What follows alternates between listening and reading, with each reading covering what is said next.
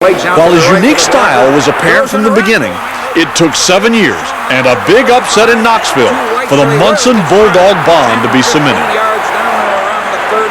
Yeah, I wasn't totally perhaps wrapped into it, and I think where it opened up, for me at least, was one day in Knoxville when suddenly Tennessee made a mistake and we got the ball and we drive down and we score real late, and I'm living in Nashville at the time and commuting in the late 60s when this happened, and I hollered without thinking at the end of the game, "My God," I said, "Georgia has just beaten Tennessee in Knoxville," you know, and I blurted that out. And then, of course, I got in my car and drove home to Nashville. Well, that started pushing things over the edge a little bit. 31-28, Tennessee leading. Minute 44, minute 43, minute 42, one flanker, power eye. They're on the 12. Everybody chanting defense. Georgia going to line up on the 26. Georgia's got a first down on the Tennessee 26. The stadium rocking. Stadium can't believe it. Well, those are the times that you come out here and you work on these practice fields for. That's what you live for, is to make the big plays at the big time. Something you can talk about 23, 24 years later. You know, people still talk about it and everybody remembers it a little bit different. It was just a feeling that everybody just said, okay, we've got 60, 65 yards to go. Let's line up, let's do it, and let's get it over with. It was very confident. And we had such a good year that, and then coming from behind right there at the end, just, it was a great feeling.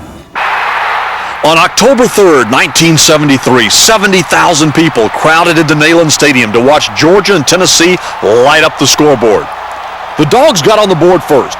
Jimmy Poulos goes around the left side for a 9-yard score and a 7-0 lead. But the Vols quarterback, Conridge Holloway, was able to guide his team down the field as well. He scored 1 touchdown and threw for another in the first half. The Dawgs' Horace King found pay dirt twice in the half as well. Georgia took a 21-14 lead into the locker room at the half. More fireworks in the second. Eddie Brown fielded a Georgia punt at his own 15-yard line. He ran right and then cut upfield, finding a path to the end zone. The run electrified the home crowd and put Tennessee in the lead 24-21. Haskell Standback appeared to ice the game for the Big Orange with this short run that gave them a commanding 31-21 fourth quarter lead. But the 1973 Georgia team had enough grit and determination to fight back. Andy Johnson connects with Poulos on a short touchdown pass that cut Tennessee's lead to 3. The Bulldog defense would hold, and on 4th and 2, Tennessee tries to fake the punt. Big mistake. Georgia takes over on downs. Georgia is 8.5 yards away. Minute 17, minute 16, minute 15, second down on the 8.5. Andy going to take it, give it to Harrison. Take it, Andy Johnson. Touchdown, Andy Johnson. Touchdown, Andy Johnson. What a fake. They hit Harrison dead on the 9, and Andy bootlegged to the left and scored.